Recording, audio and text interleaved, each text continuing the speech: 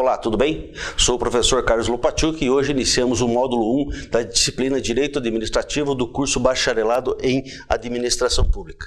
Nesta principal fase, que inicia essas nossas atividades, nós teremos um breve contato de no máximo 15 minutos.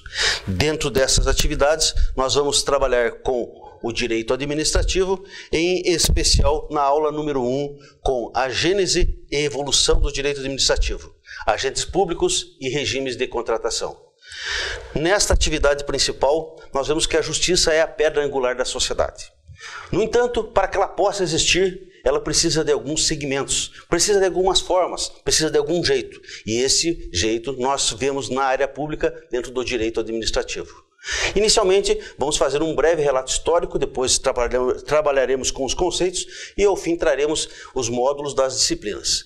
Vocês, acadêmicos, devem observar o material da disciplina obrigatório, o livro didático e também o material auxiliar ou complementar para poder desenvolver as suas atividades. Bons estudos a todos. Na primeira aula, ao tratar da evolução e gênese do direito administrativo, nós vamos ver que o direito administrativo tem a sua origem no século XVIII e no século XIX. Então, talvez nós possamos pensar que antes disso não existia o direito administrativo, existia, mas não formalmente. Formalmente, o direito administrativo ele tem o seu principal histórico trazido pela professora Di Pietro, dizendo que onde quer que exista o Estado, existem órgãos encarregados do exercício das funções administrativas. Ou seja, o Estado precisa existir, o Estado precisa agir. O Estado, para que ele possa existir e agir, ele tem que ter normas, direitos e obrigações. E esses direitos estão patenteados, pacificados e pontificados no direito administrativo. Ocorre é que tais normas enquadram-se no jus civile da mesma forma que eles se inserem nas demais hoje pertencentes ao ramo do direito. Em outras palavras, o principal ramo do direito que nós temos hoje é o ramo do direito administrativo voltado para a administração pública, para que a sociedade possa conviver e viver em paz. Dentro de um breve histórico, nós vamos ver que todas essas atividades estão dentro do livro didático. Por isso, nós recomendamos mais uma vez que ele seja observado. No histórico, nós podemos inicialmente pensar, onde quer que exista o Estado, existem órgãos, normas e funções administrativas da organização que devem ser observadas. A Idade Média não representou um ambiente adequado para a evolução do direito administrativo, já que sobressaía o regime monarquista absolutista. E como nós sabemos, o regime monarquista é um pouco ou até totalmente incompatível com os tribunais, pois quem manda é o rei. Nasceu sim o direito administrativo com a Revolução Francesa em 1789. Mais especificamente, ela foi pautada nos grandes princípios e grandes ideais que levaram à guerra, mas também normatizaram o Estado. Dentre eles, os princípios da liberdade, princípio da igualdade e principalmente o princípio da fraternidade. No entanto, está no livro nosso da disciplina, a lei de pluviose, que foi concedida à organização jurídica e da administração pública, ela é da França e aponta como o primeiro impulso do direito administrativo. Podemos dizer o primeiro impulso formal, né? Outro fator importante é a criação do Conselho do Estado francês, pela Constituição de maio de 1872. Ela trouxe o princípio que norteia a administração pública hoje, ou seja, a responsabilidade do Estado. Neste caminhar, nós vamos verificar que há uma discordância histórica sobre o surgimento do direito administrativo. E isso muito bem nos coloca o livro didático. No entanto, algumas situações já são evidentes e nós podemos trabalhar com elas. Dentro da evolução do direito administrativo, nós vemos que o direito administrativo impõe regras jurídicas de organização e funcionamento. A quem? Primeiramente, ao complexo estatal e a quem mais esteja sujeito a ele. As técnicas da administração indicam os instrumentos e a conduta adequada ao plena forma de atribuição à administração, em especial à administração pública. Passando à nova fase, rapidamente, nós vamos trabalhar com os conceitos. Primeiramente, quando nós conhecemos uma pessoa, temos que saber o nome dessa pessoa, temos que saber a sua família, e para que nós possamos nos relacionar. No direito administrativo não é diferente. Todos nós sabemos, ou devemos saber, que o direito administrativo ele advém da norma constitucional. mais precisamente do direito constitucional. Eu trouxe aqui 3 grandes conceitos, ou os mais usuais, e obviamente os senhores podem escolher um deles ou até tirar as suas próprias conclusões. O primeiro deles, e talvez o autor mais prestigiado do direito administrativo, é o nosso grande conhecido Eli Lopes Meireles. Esse autor nos diz que o direito administrativo, notem, preste atenção nos itens grifados, em especial em amarelo. O direito administrativo é o conjunto harmônico de princípios jurídicos, na sequência vamos ver o que são princípios, que regem os órgãos, os agentes e as atividades públicas. Repetindo, os órgãos, os agentes e as atividades públicas. Somente um desses itens não trabalha com o direito administrativo. Precisamos do conjunto. E nesse conjunto, nós vemos que eles tendem a realizar concreta, direta e indiretamente os fins desejados do Estado. Continuando sobre os conceitos do direito administrativo, nós vamos ver que a professora Maria Silvia de Pietro, uma das autoras mais reconhecidas, nos diz que o direito administrativo é o ramo do direito público que tem por objeto os órgãos, agentes e pessoas jurídicas. Repito, notem que são muito próximos do conceito anterior. No entanto, ela diz também que eles integram a administração pública, veremos esse conceito na sequência, a atividade jurídica não contenciosa que exerce os bens de que utiliza para a consecução de seus fins e naturezas jurídicas. Resumindo, os dois autores nos dizem e nos trazem 3 concepções entre os órgãos, agentes e pessoas jurídicas. E todos eles são unânimes dizer que o direito administrativo exerce a sua atividade para a consecução dos fins e da natureza jurídica.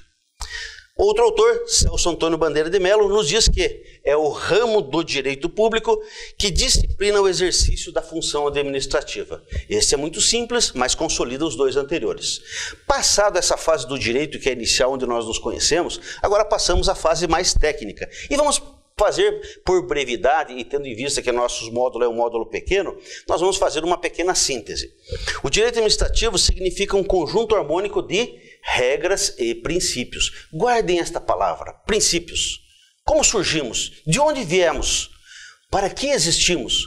Tudo é feito através de alguns princípios. Já vamos trabalhar o que são isso dentro do direito administrativo.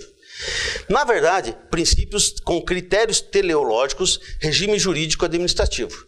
Esses princípios que regem os órgãos, os agentes e a atividade administrativa. Observe que se repetem os conceitos. Realizando de forma direta, concreta e imediata os fins do Estado. Então aqui nós teríamos uma síntese do conceito muito importante. Lembro que no livro didático nós temos vários conceitos que podem ser assim sintetizados. Notem, para que o direito administrativo possa existir, ele precisa, assim como o ser humano, de um alimento. Nós, seres humanos, não conseguiríamos passar 2, 3, 4, 5 dias sem alimento. No entanto, sem água, comprovadamente, o ser humano não passa mais do que 5 dias. E ele precisa ser alimentado. Da mesma forma, o direito administrativo. Quais são, então, as fontes do direito administrativo brasileiro? Observem que é o que nós estamos tratando aqui no momento. Primeiro dele é as leis. Segundo, a jurisprudência. Terceiro, a doutrina e os costumes. Para guardar, eu posso dizer leju doco, uma palavra francesa. Obviamente não é, né? É uma forma de você guardar. Nós vamos trabalhar na sequência com todos esses itens no próximo módulo. Nesse módulo, vamos ater apenas ao item principal do direito administrativo, que é a lei. E a lei engloba desde o maior ato normativo do nosso ordenamento jurídico, que é a nossa mãe, a Constituição Federal, que rege todo o ordenamento jurídico, até mesmo os atos normativos infralegais. Infralegais são aqueles que não são tipificados em lei, mas têm força legislativa. Dentre eles podemos citar portarias, regulamentos e vários outros que aqui vamos tratar. Relembrando e encerrando esta primeira fase aqui já, passando logo em seguida aos princípios, nós vamos ver que o surgimento do direito administrativo, ele monta da Idade Média, em especial por causa das monarquias absolutistas que eram incompatíveis com os tribunais. Ele nasceu com a Revolução Francesa em 1789 e a Lei de Pluviose é apontada como o primeiro impulso do direito administrativo. Um dos fatores mais importantes que nós temos é o Conselho, que surgiu na França e deu também um grande impulso. Dentro desse contexto, nós vamos trazer o direito brasileiro. No direito administrativo brasileiro, nós vamos ver que ao longo do período colonial, realmente e formalmente não existia estrutura organizada do governo. Quando que o governo se organizou? Com a vinda do Império. Com a separação dos poderes é que podemos começar a pensar em direito administrativo. No entanto, não pontificado, pois ainda vigia a monarquia. Vamos ver que o desenvolvimento da disciplina de direito administrativo impulsionou o direito no Brasil. Inclusive, nós temos a Academia do Direito Administrativo, do qual nós também trabalhamos. O direito administrativo é registrado como ponto de partida as cadeiras pertencentes à Faculdade de Direito de São Paulo e Olinda, no ano de 1851. Então, nessas duas faculdades que se iniciou o direito administrativo. E nós sabemos todos que um dos principais nomes do direito administrativo também é Rui Barbosa. A partir disso, emergiram as primeiras construções doutrinárias que seguiram o modelo francês. Guardem isso. O direito administrativo surgiu em 1851 e seguiu o modelo francês. Muito importante essa informação. Obviamente, poderá cair na prova. Na sequência, nós vamos agora trabalhar para que o direito administrativo possa existir, além de seu alimento, ele tem que ter o seu espaço, o seu local de trabalho, ou a forma que ele possa existir. Ele existe na administração pública. Ele é feito para a administração pública e os seus jurisdicionados. Então vamos novamente recorrer ao professor Eli Lopes Meirelles e ver que o conceito de administração pública mais usual na academia e no direito brasileiro é que a administração pública, em sentido formal, é o conjunto de órgãos instituídos para a consecução dos objetivos. O que significa? É a administração direta e indireta exercendo os seus próprios fins. É, em sentido formal, o conjunto de funções necessárias aos serviços públicos em geral. As funções que o Estado exerce. Educação, saúde, segurança e assim vai. Em acepção operacional, é o desenvolvimento perene e sistemático. Perene é aquele que é para sempre. Notem, eu posso morrer. Você pode morrer hoje, amanhã ou daqui 10, 20 anos. No entanto, o direito administrativo, assim como a nossa universidade, é feito para ser perene, ou seja, durar para todo sempre, assim como é o amor, assim como é a eternidade. Não como nós. No entanto, no aspecto legal e técnico, os serviços próprios do Estado e por ele assumidos, todos eles são voltados para a coletividade. Então nós vemos as três acepções do direito administrativo que a administração pública engloba. Na sequência, passamos ao segundo ato do livro de vocês, do livro didático. Lá trata-se dos princípios da administração pública. E aqui nós vamos falar rapidamente, mas podemos tirar as dúvidas dentro dos fóruns e das atividades que vocês têm dentro da disciplina. O que são princípios? De onde viemos? Para onde vamos? Por que estamos aqui? De onde nasce uma família? De onde nasce um ser humano? De onde nasce uma cidade? De onde nasce uma sociedade? Princípios são as balizas iniciais da conduta do ordenamento jurídico. Balizas iniciais, ou seja, a base sobre o qual se sustenta toda uma ciência, toda uma técnica, todo o direito. A partir deles, são criadas as regras fundamentais que regem a norma jurídica, que regem a ordem jurídica, fazendo com que as normas sejam estruturadas e compreendidas. Ouso dizer que sem princípios não há direito. Ouso dizer que nós temos modelos que se baseiam totalmente em forma dos princípios. E dá certo, é excelente. Princípios seriam a união desses princípios, mantém a unidade e coerência do direito.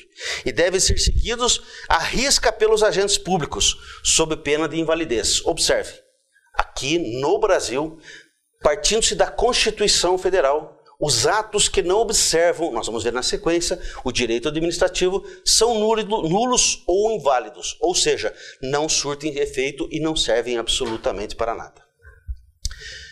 Vamos trabalhar rapidamente com os princípios da administração pública. Neste caso, nós temos dois tipos de princípios. Nós temos os princípios explícitos, ou seja, aqueles que estão aparentes no direito, e nós temos os princípios implícitos, que nem sempre estão aparentes no direito, mas que se complementam. Os princípios explícitos são os mais evidentes e estão na Constituição, no artigo 37. Vou trazer já uma forma de lembrança para quem quiser. Lembre de nossa mãe. Limpe.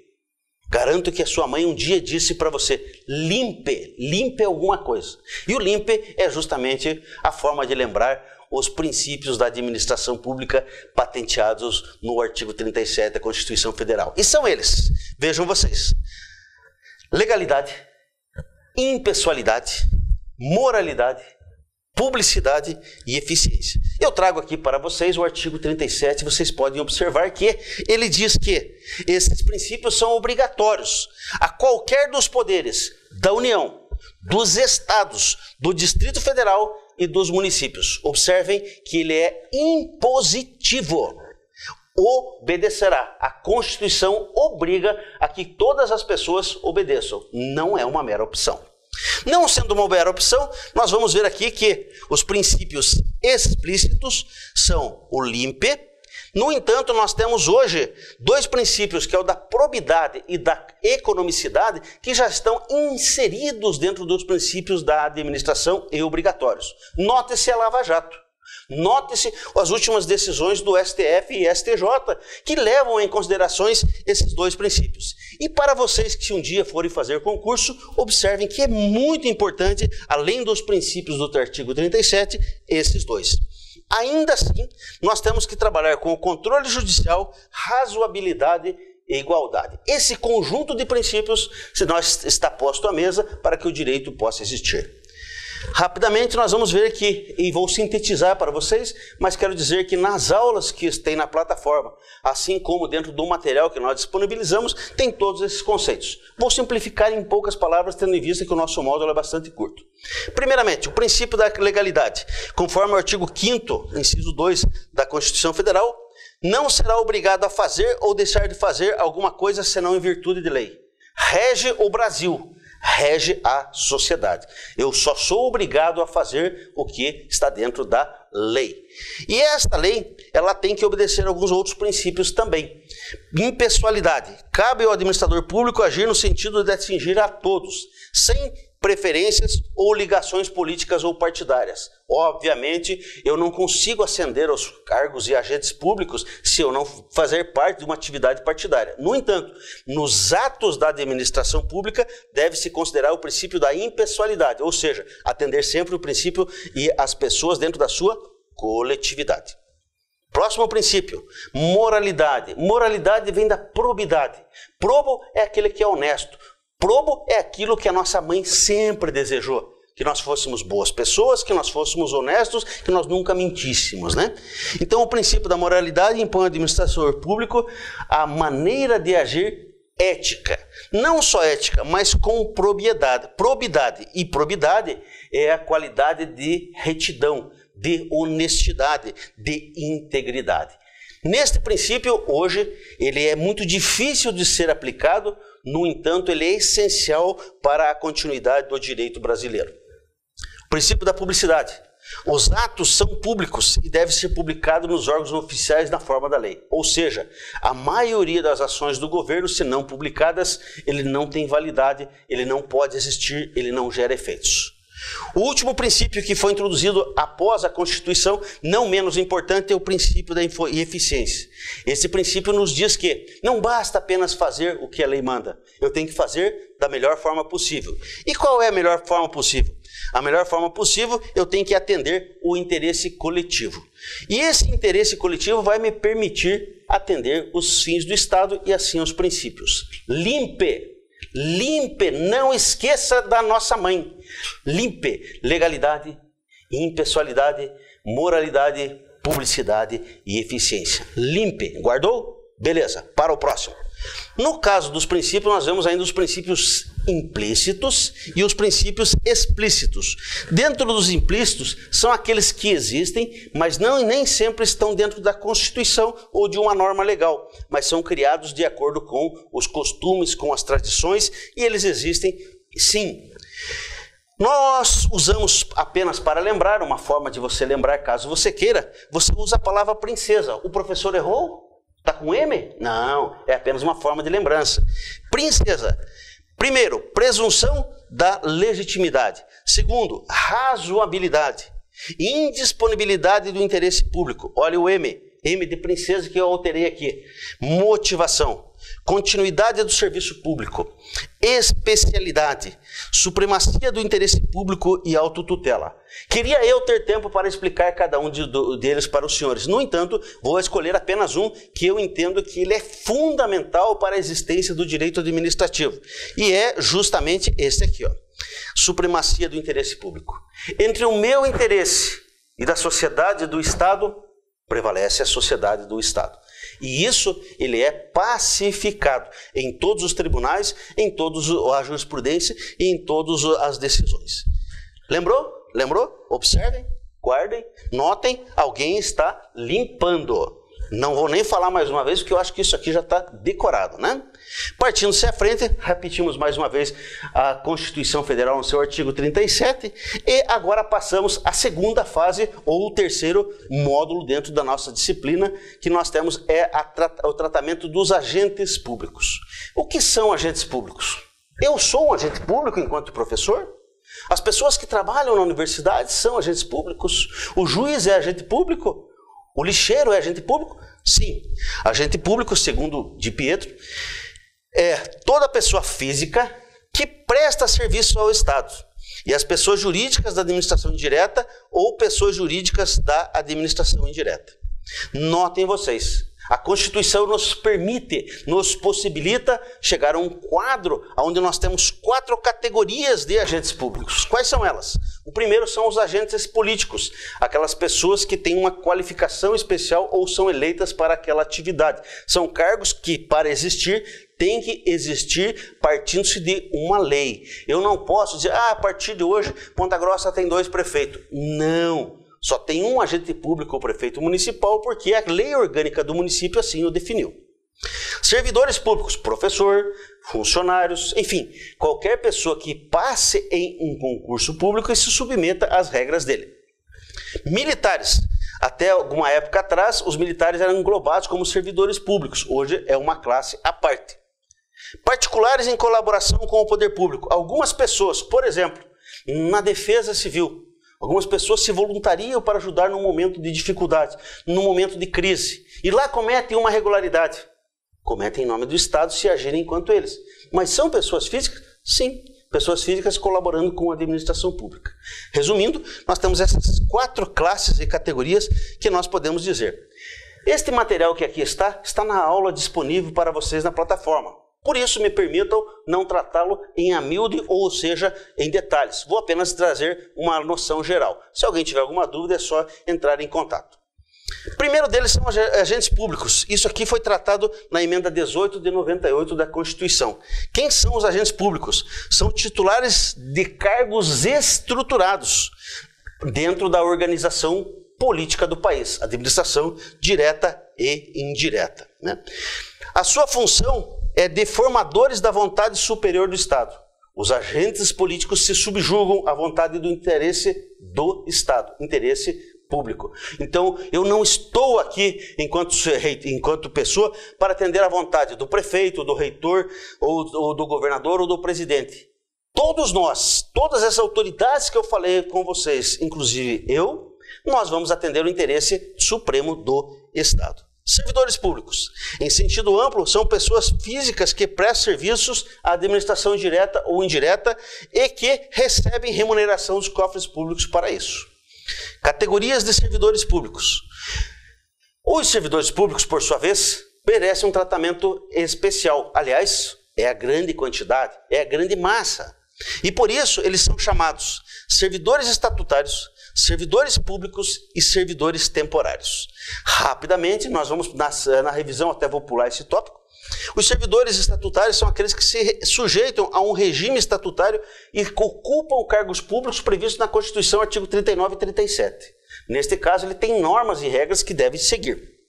Os servidores públicos, eles se diferenciam dos empregados públicos.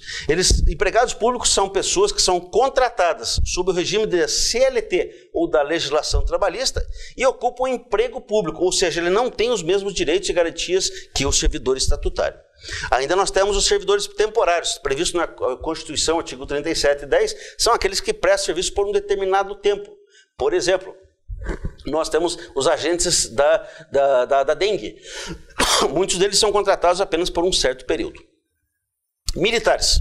Os militares, como disse os senhores antigamente, possuíam um vínculo com a administração pública como servidores públicos. Hoje, depois da emenda constitucional 1898, eles têm uma categoria própria e têm inclusive seus regimes diferenciados. Note-se a última reforma da alteração da Previdência que não os incluiu. Particulares em colaboração com o poder público, muito importante. Você pode ser um particular. Mas professor, eu não sou professor, eu não sou concursado, eu não sou nada. Você pode ser. Primeiramente, em caso de guerra, você pode ser convocado a ajudar o Estado. Em dias normais, você pode se voluntariar. Terceiro, você pode fazer algumas atividades específicas para isso. Nós vamos ver que a administração pública, neste caso, o servidor ou não, neste caso em colaboração, os particulares em colaboração, pode ter remuneração ou não. Mesmo que não remunerado, ainda assim tem as obrigações do Estado.